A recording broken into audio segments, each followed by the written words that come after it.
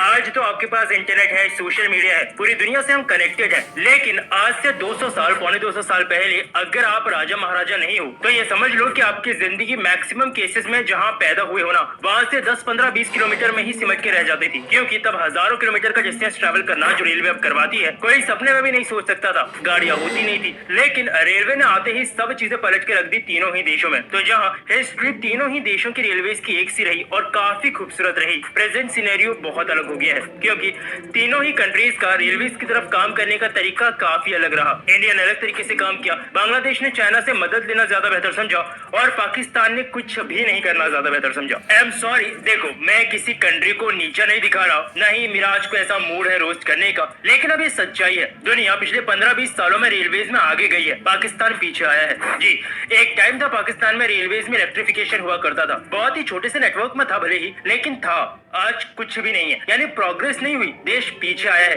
Video के starting के 60% हिस्से में मैं आपको ये बताऊंगा कि कैसे एक ही देश का पार्ट रहे दोनों रेलवेज आज इतनी अलग हो गई हैं। जाते हुए आखिर के 40% हिस्से में हम बाकी सारी मौजूदा चीजों का, जैसे मौजूदा passenger train, passenger facilities, future plans, इनके बारे में डिस्कस करेंगे। चलो शुरुआत करते हैं। आपको लेके जाऊंगा 1947 के आसपास, जहाँ से कुछ गलतियां करनी शुरू करता है पाकिस्तान अपनी रेलवेज में। सबसे पहली गलती, इन्वेस्टमेंट और फंडिंग। क्या भारत ने शुरुआत में अपनी रेलवेज पे बहुत ज्यादा ध्यान दिया? नहीं। क्या दिया जा सकता था? शायद नहीं, देश अभी आजाद हुआ था, रेलवेज के अलावा बहुत सी चीजों को सीखना था हमें। फिर भी क्या थोड़ा बहुत ध्यान दिया? हाँ। क्या पाकिस्तान ने दिया? नहीं। पाकिस्तान को रेलवेज में शुरुआत से ही फाइनेंशियल कॉन्स्ट्रेंट्स, यानी पैसों की जो प्रॉब्लम है ना, वो फेस करनी पड़ी। कारण क्या था? सिंपल इतना सा था कि पाकिस्तानी पॉलिटिशियंस की उस समय देश को डेवलप करने की नीति नहीं रही। अच्छा, ये ओवरऑल हर चीज के लिए सही नहीं है। 60 के दशक में बकायदा पाकिस्तान एक बहुत अच्छे से ग्रो करता हुआ नेशन था। ये बोला जाता था कि पाकिस्तान साउथ एशिया का अगला सुपर पावर बनेगा। लेकिन हम बात कर रहे हैं पर्टिकुलरली रेलवेज की। क्या रेलवेज को ओवरऑल वो टेंशन, वो पैसा, वो इंफ्रास्ट्रक्चर डेवलपमेंट दिया गया जिसका वो हकदार था? नहीं। और उसके बाद समय आया 1971 का, जब जो कुछ बचा कुचा था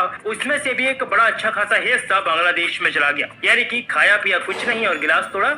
हाँ, अब बात करते हैं कि प्रेजेंट स्टैटिस्टिक्स क्या बोलते हैं। तो मैंने डेटा जुटाने की बहुत कोशिश की, लेकिन पाकिस्तान की गवर्नमेंट की कोई ऑफिशियल मैक्सिमम साइट्स ही नहीं खुलती। और जो बच्ची कुछ साइट्स में खोल पाया वीपीएन लगा के, उसमें भी मेरे को ऐसा कोई पर्टिकुलरली डेटा नहीं मिला गवर्नमेंट की साइट पे जिससे कुछ पता लगे। लेकिन 2012 की एक रिपोर्ट मिली मुझे, जो आज से लगभग 10 साल पहले की रिपोर्ट है। लेकिन उसमें यह बताया गया था उस समय कि पाकिस्तान की 500 ट्रेन में से सिर्फ 70 ऑपरेशनल हालत में थी। ये मैं उस समय की बात कर रहा हूँ जब भारत में रेलवेज बहुत बड़े लेवल पे एक्सपेंड हो गई थी। इंडिया में फास्टेस्ट ट्रेन, इलेक्ट्रिक ट्रेन चलनी शुरू हो गई थी। अच्छा, पाकिस्तान में इलेक्ट्रिक ट्रेन चलती थी? हाँ जी, ये वीडियो देख रहे हो, ये उन्हीं ट्रेन की है। 90s के समय में पाकिस्तान ने इलेक्ट्रिक ट्रेन एक्चुअली इंट्रोड्यूस करवा दी थी। ट्रेन थोड़ी चली भी, फिर क्या हुआ? लोगों ने बिजली के तार ही चुरा लिए। जी हाँ, पटरियां निकाल ली, जिन्हें बाद में बेच दिया गया। अब आप क्या बोलोगे? ऐसा नहीं था कि पाकिस्तानी रेलवेज को कोई प्रॉब्लम नहीं हो रही थी उनको चलाने में, रेलवेज को प्रॉब्लम हो रही थी। लेकिन जब पाकिस्तानी लोग ही पटरियां और तार चुरा के ले गए तो रेलवेज भी क्या करता? और इन सब की वजह से आज पाकिस्तानी रेलवे एक बहुत बुरी कंडीशन में है। थोड़ा सा भी सेक्शन जो ऑपरेशनल हो वो इलेक्ट्रिफाइड नहीं है, सिर्फ डीजल इंजन ही वहाँ चलते हैं। फास्टेस्ट ट्रेन की बात करें शायद तो पाकिस्तान में जन्ना एक्सप्रेस इनके फास्टेस्ट ट्रेन है, जो कि 120 किलोमीटर प्रति घंटा पे चलती है। इंडिया की वही Vande Bharat express fastest train है, 180 किलोमीटर प्रति घंटा ही अचीव कर सकती है। कुछ ट्रेन और आएंगे अभी जो 200 या 220 तक भी जा पाएंगी। इंफ्रास्ट्रक्चर टू बी ऑनेस्ट मुझे नहीं लगता किसी भी लेवल पे कंपेयर हो सकता है इंडिया और पाकिस्तान में। ये इंडिया का एक स्टेशन है, रेलवे स्टेशन, जो मैं आपको वीडियो में दिखा रहा हूँ। और दूसरी तरफ ये है पाकिस्तान का इकॉनिक लाहौर रेलवे स्टेशन। इसका इंफ्रास्ट्रक्चर देखते ही आपको पता चल जाएगा बहुत पहले का बना हुआ स्टेशन है ये, लेकिन इसको बिल्कुल भी चेंज नहीं किया गया मॉडर्न दुनिया के हिसाब से। इसके अंदर जाओगे आपको ये फील आएगी आप शायद 1950s में से ही किसी स्टेशन से ट्रेन ले रहे हो। मैंने इसकी वीडियो देखी है। अगर रेलवे इसको डेवलप नहीं भी करना चाहती, क्योंकि उनको लगता है काफी पुराना है, इसको इसी हालत पर रखना ज्यादा बेहतर है, स्टिल इंडिया के जैसा कोई भी मॉडर्न बना हुआ रेलवे स्टेशन वहाँ नहीं है जिसको डायरेक्टली कंपेयर किया जा सके। ट्रैक लेंथ की बात कर लेते हैं। इंडिया का ऑलमोस्ट 70,000 से ऊपर चला गया है, पाकिस्तान का 11,000 के आसपास है।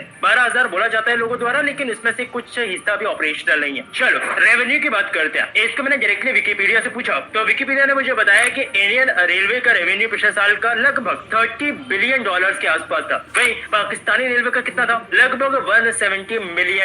ये होना ही है, इसमें कोई चौंकने वाली बात है ही नहीं। दोनों रेलवे सिस्टम्स में इतने डिफरेंसेस हैं, इतना आगे पीछे हैं कि वो सीधा सा रिफ्लेक्शन आपको रेवेन्यू में दिखना ही है। मॉडर्न रेलवे को अगर कंपेयर करें तो इसके लिए पाकिस्तान में सिर्फ और सिर्फ एक ट्रेन है, लाहौर की ऑरेंज मेट्रो, वो भी सीपैक, जो चाइना पाकिस्तान इकोनॉमिक कॉरिडोर है, चाइना के बेल्ट और रोड इनिशिएटिव का ही एक पार्ट था। ये उसके तहत बनाई गई थी। कितना प्रॉफिट में है या लॉस में है मैं बात नहीं कर रहा, मुझे पता है, लेकिन जो पाकिस्तान से देख रहे हैं उनको शायद ज्यादा बेहतर पता होगा। आप लोग को पता है तो नीचे कमेंट सेक्शन में आप बता सकते हो। इंडिया का वहीं दूसरी तरफ बहुत से शहरों में मेट्रो सिस्टम ऑपरेशनल है, कई शहरों में अंडर कंस्ट्रक्शन है, कईयों में प्रपोज और प्लान है। और इसके अलावा दिल्ली मेरठ के बीच में RRTS ट्रेन भी अब शुरू होने वाली है। मुंबई में मोनोरेल भी है, कंपेयर हो रहा है तो सभी कुछ कंपेयर करूंगा। और सेमी हाई स्पीड ट्रेन छोटे कॉरिडोर के साथ बहुत सी ट्रेन होंगी जो जल्द ही हमें देखने को मिलेंगी अलग अलग स्टेट्स में। जैसे RRTS दिल्ली मेट्रो के बीच बन रही है, ऐसे ही और भी कॉरिडोर हैं काफी सारे स्टेट्स में। अच्छा, एक और चीज जिसपे इंडिया बाजी मार जाता है वो है मैन्युफैक्चरिंग। इंडियन रेलवेज में लोकोमोटिव्स, हमारी कोचेज, मेट्रोज की ट्रेन, हमारी इंजनलेस वंदे भारत जैसी ट्रेन, इन सब की मैन्युफैक्चरिंग इंडिया में ही होती है, कहीं बाहर से नहीं मंगाना पड़ता कुछ भी। वही पाकिस्तान में भी पाकिस्तान लोकोमोटिव फैक्ट्री या इस्लामाबाद कैरेज फैक्ट्री, ऐसी कुछ फैक्ट्रीज हैं जहाँ पे लोकोमोटिव्स या ट्रेन कोचेस का प्रोडक्शन होता है। स्टिल उस लेवल पे नहीं होता जितना इंडिया में होता है, और इनकी डिपेंडेंसी बाहरी कई चीजों पे है